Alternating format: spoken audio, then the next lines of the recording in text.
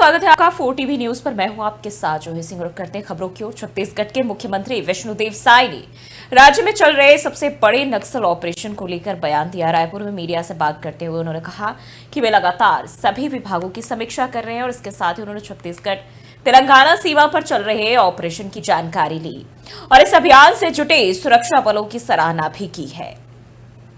अब देखिए, समीक्षा बैठक तो एक सतत प्रोसेस है। सभी विभागों का समीक्षा बैठक करते रहते हैं, जो अब लगातार चल रहा है। और अभी जो सबसे बड़ा नक्सल ऑपरेशन चल रहा है छत्तीसगढ़ और तेलंगाना के बॉर्डर में पहाड़ी पर, उस पर भी एक जानकारी लिए हैं। और हम धन्यवाद देना चाहेंगे हमारे सुरक्षा बल के जवानों को, जो 44 डिग्री गर्मी में भी और पत्थरों के बीच में, वहां पर पहाड़ी में पेड़ पौधे भी नहीं है, छाया भी नहीं है, पानी की भी व्यवस्था। और छत्तीसगढ़ के उप मुख्यमंत्री अरुण साव ने कांग्रेस पर तीखा हमला बोला है और उन्होंने कहा कि विदेश जाकर देश का अपमान करना अब कांग्रेस नेताओं की आदत बन गई है। डिप्टी सीएम का आरोप है कि कांग्रेस नेता राष्ट्रीय सम्मान की परवाह किए बिना विदेशों में भारत की छवि खराब करते हैं, जो बेहद निंदनीय और दुर्भाग्यपूर्ण है।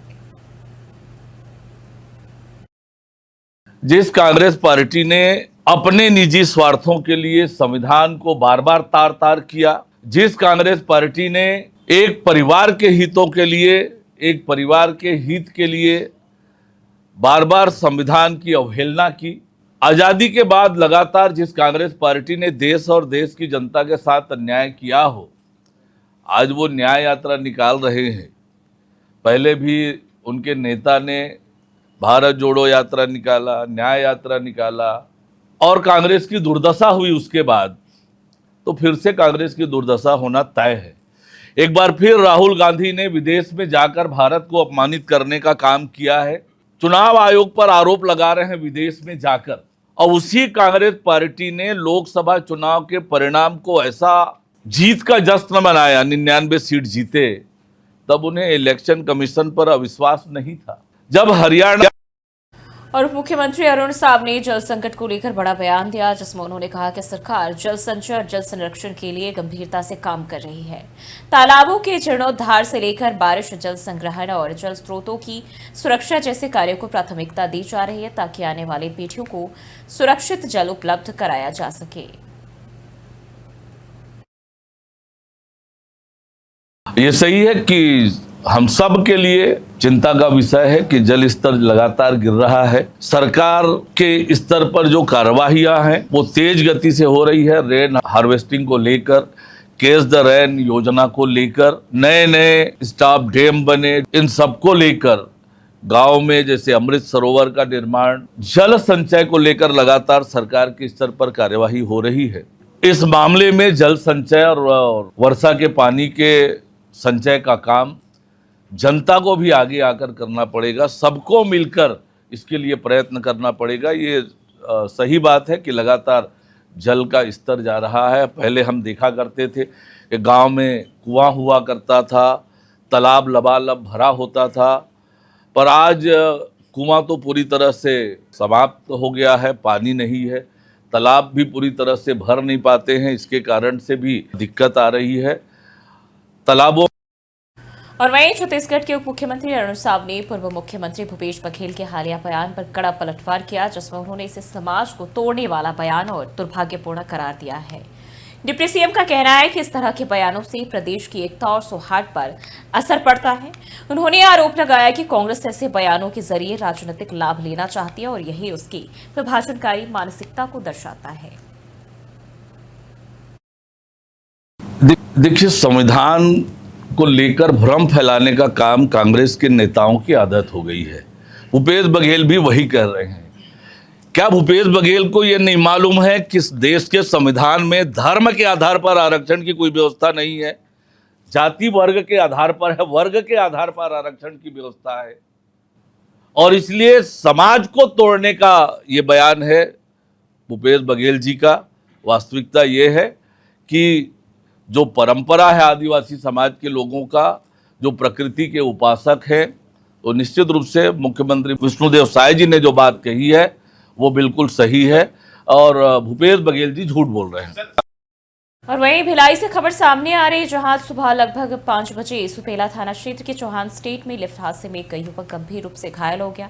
सूचना मिलते ही एसडीआरएफ की टीम मौके पर पहुंची और आधुनिक तकनीक के जरिए रेस्क्यू ऑपरेशन चलाकर युवक को सुरक्षित बाहर निकाला गया। बताया जा रहा है कि तीसरी मंजिल पर लिफ्ट का दरवाजा खुला देख युवक ने जैसे ही कदम रखा वह लिफ्ट की छत पर जा गिरा, क्योंकि लिफ्ट उस स्थल पर मौजूद नहीं थी। घायल युवक को तुरंत मेडिकल टीम को सौंपा गया है, जहां उसका इलाज किया जा रहा है।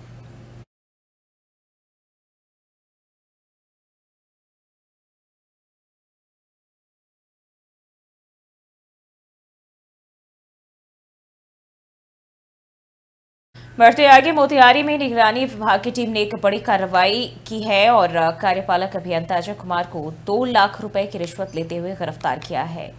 यह कार्रवाई पंचायती राज सरकार भवन के निर्माण से जुड़ी हुई एक रिश्वत की मांग को लेकर की गई। निगरानी विभाग को ठेकेदार संतोष यादव ने शिकायत दर्ज कराई थी, जिसमें बताया गया था कि कार्यपालक अभियंता ने पंचायत सरकार भवन के 60 लाख रुपए के पहले किस्त में से 3 लाख रुपए की रिश्वत मांगी थी। और इस मामले में मोतिहारी के राजा बाजार स्थित कार्यपालक अभियंता के आवास पर निगरानी सुबह सुबह पहुंची और छापेमारी की।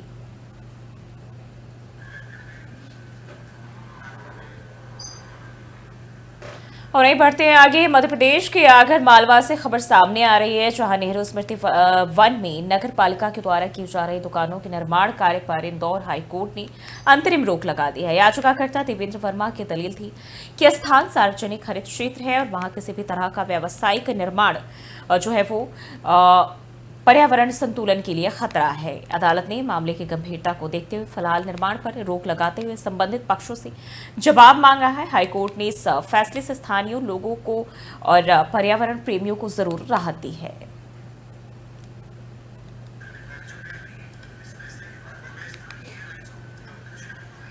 और वहीं छत्तीसगढ़ के बलरामपुर जिले में एक पेड़ मां के नाम अभियान के तहत लगाए गए पौधों को लेकर बड़ी लापरवाही सामने आई है। तातापानी जैसे पर्यटन स्थल पर करीब 6 लाख रुपए की लागत से पौधारोपण किया गया, लेकिन अब मौके पर ना तो पौधे और ना ही उनकी सुरक्षा के लिए लगाई गई जालियां। ग्राम पंचायत और जनपद सीईओ की घोर लापरवाही के चलते ये पूरा अभियान मजाक बनकर रह गया है। पौधों की देखरेख ना होने से सवाल उठ रहे हैं कि आखिर जनता का पैसा गया कहां।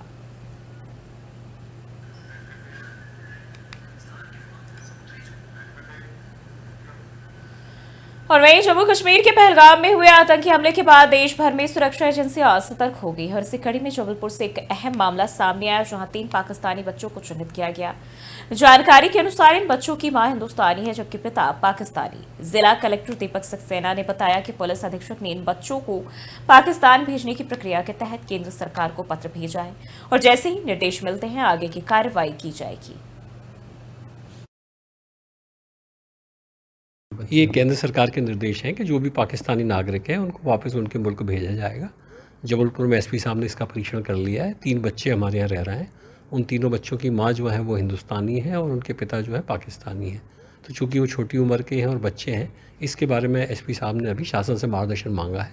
शासन से जैसे मार्गदर्शन आएगा उसके हिसाब से फिर इसमें कार्रवाई करेंगे। और भी जांच की जा रही कि ओबियसली जांच तो चल ही रही है। हो सकता है बीच में कभी कोई आएगा तो उसमें जो भी कार्रवाई के निर्देश है वैसे कार्रवाई होंगी। इस संबंध में कोई बैठक भी हुई? नहीं, इसमें बैठक की आवश्यकता नहीं है। पुलिस इसमें अपने स्तर से कार्रवाई कर रही है। ये केंद्र सरकार के निर्देश हैं कि जो भी पाकिस्तानी नागरिक हैं उनको वापस उनके मुल्क भेजा जाएगा।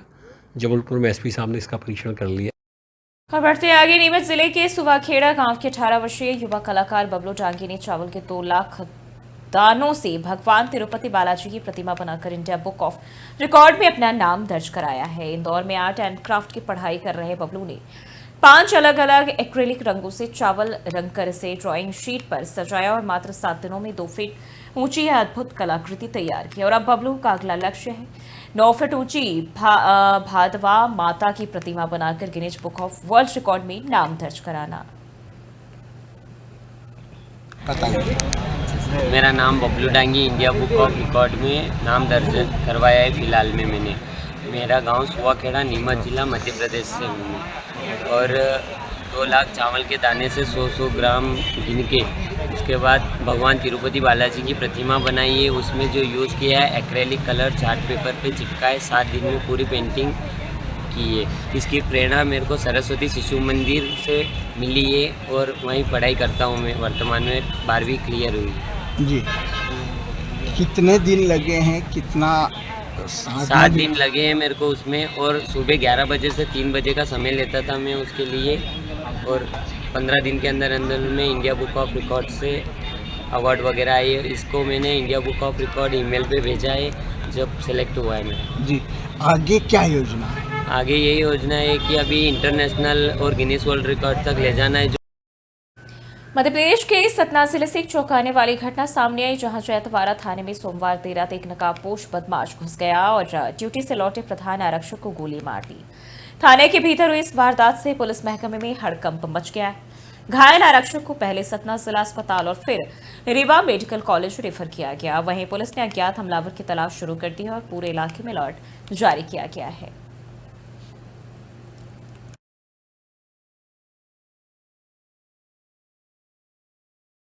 फिलहाल के लिए इस बुलेटिन पर इतना ही। देश और दुनिया की तमाम खबरों के लिए देखते रहिए 4 TV न्यूज।